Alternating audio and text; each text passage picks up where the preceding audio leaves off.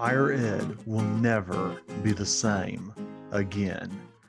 For years, we've been saying this, that universities and colleges need to adapt, and it seems that years of saying that has finally caused the chickens to come home to roost. Welcome to Gen Z Deep Dive, Season 2, Episode 13. I'm your host, Aaron Brown, Chair of the Institute for Generational Dynamics, and today's episode is brought to you by Nikolai Homebrew Coffee here in Colorado Springs. So let me just take a sip so that you can live vicariously through me taking a sip.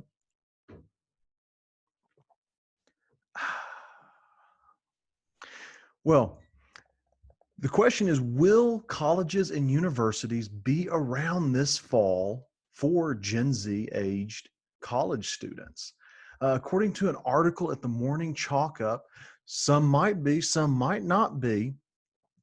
But let's dive in a little bit deeper into what all of this means. So obviously, when the COVID-19 crisis hit, this caused universities to scramble and everybody sent their students home.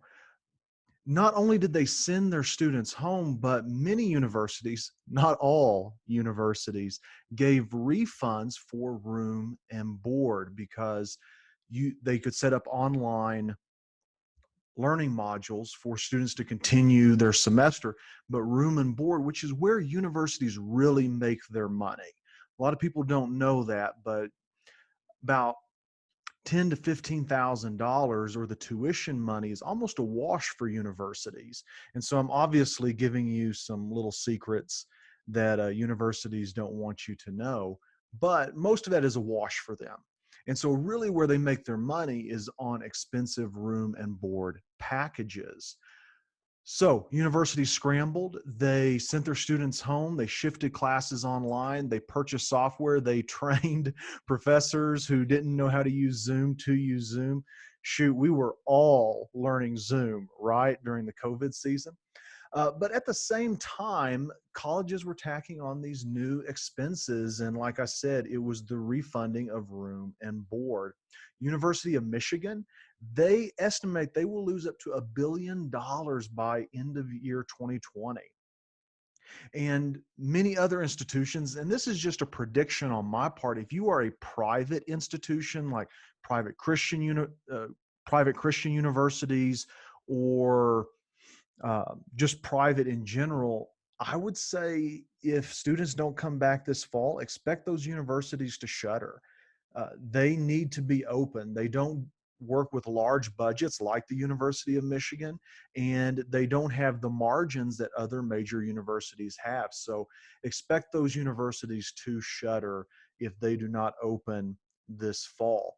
So how are some universities going to survive? Well, if you look at Southern New Hampshire University, which is a predominantly online school that caters to retired military who are transitioning into a new career, the Penman, that's their mascot, said they would revamp campus learning and cut tuition from $31,000 to $10,000 beginning in the 2021-2022 academic year. So next fall, 2021, tuition will be $10,000. Now also expect for a lot of scholarships to go away. So just like a car, you have a sticker price, and then there's the price that we really need to sell this education for.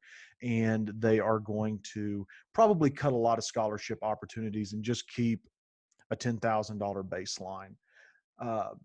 So SNHU, Southern New Hampshire University, is doing a tuition reduction plan. And we'll see how that works out. If COVID continues, if the government continues to use these tactics to keep people at home and to shut down businesses, and your business is not positioned for an online platform, we may see more challenges, and we may see universities like Southern New Hampshire or private Christian schools like Grand Canyon and Liberty University really thrive in this new era.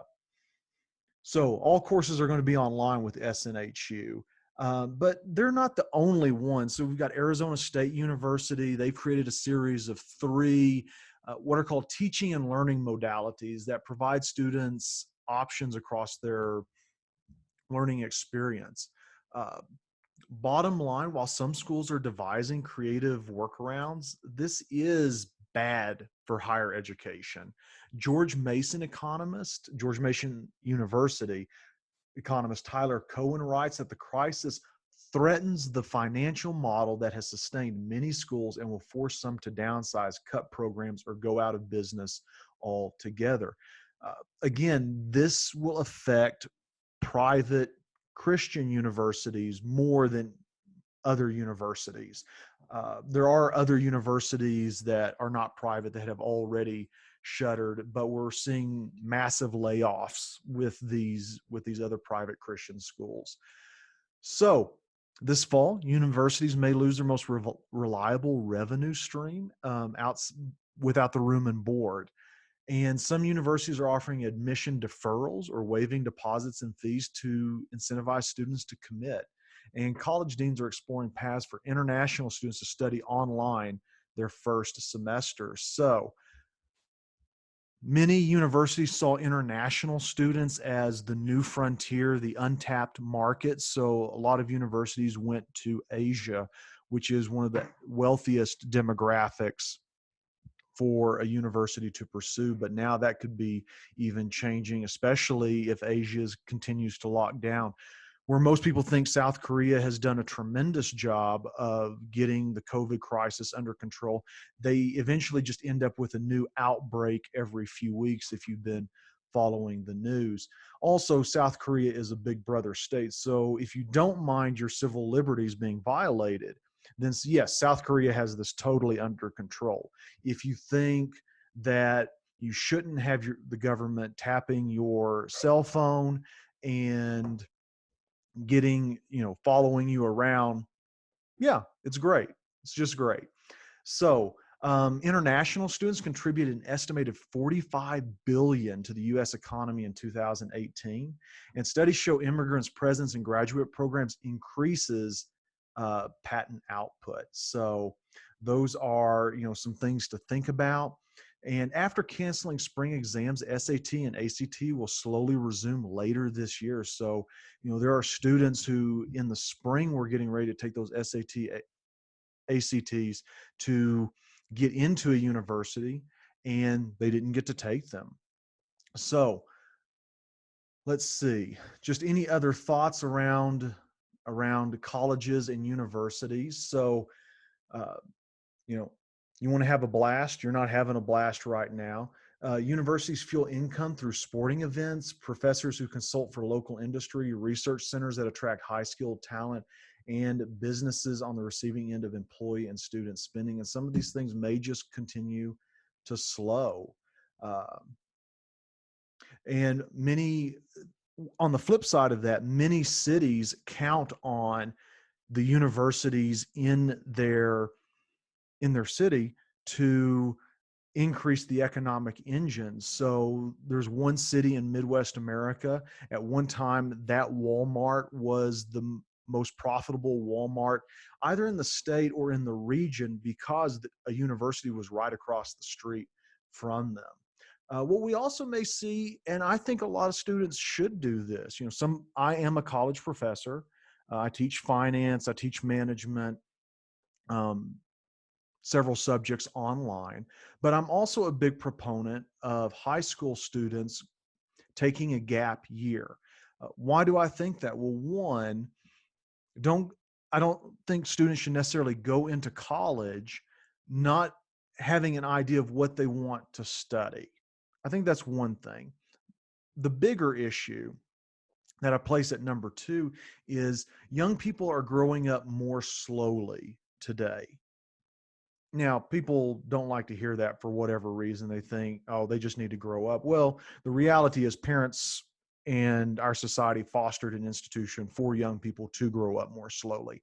So young people are growing up more slowly, and taking that gap year and going and serving on a mission or a nonprofit or NGO in another country, that's a great way to grow up when you have to get away from home and you have to see or get to see uh, the challenges that third world nations follow, it makes you more appreciative for what you have here in the US, and it fosters a maturity.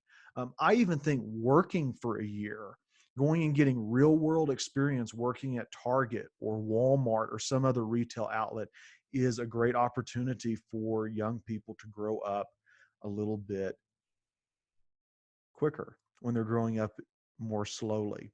So, some big key takeaways, I've kind of feathered these throughout our talk this morning, but universities are going to be hurting. It's going to make them reevaluate. And I think if universities are smart, they will get rid of silly majors and minors like social justice majors. No, go study social work. Get rid of this silly social justice major. Um, Certain studies that come out of our humanities, civics, history, governmental departments, get rid of those. Have a history degree with an emphasis, have a government degree with an emphasis. Many universities have scaled up lots of degrees as a marketing ploy to draw students in. So yes, you too can study social justice. Well, what do you do with a social justice degree? And you may think that I'm against social justice. I'm not. I'm obviously not, because I'm saying don't go get a social justice degree. Go get a social work degree. Go get a real degree, a degree that has been around for a long time. Uh, Again, I think that we're going to see a lot of private schools shutter just because the margins are small for them to operate, and they need that room and board money. And I think that again, the chickens have come home to roost, and that we've talked about it for at least 2 decades now about how higher education needs to adjust, and they didn't adjust in time for Gen Z. So we try to stay brick and mortar. We've got a few private institutions that genuinely have led the way. So Liberty and Grand Canyon University, they are the two largest universities in the world. Each have over 100,000 students. Most of that's online.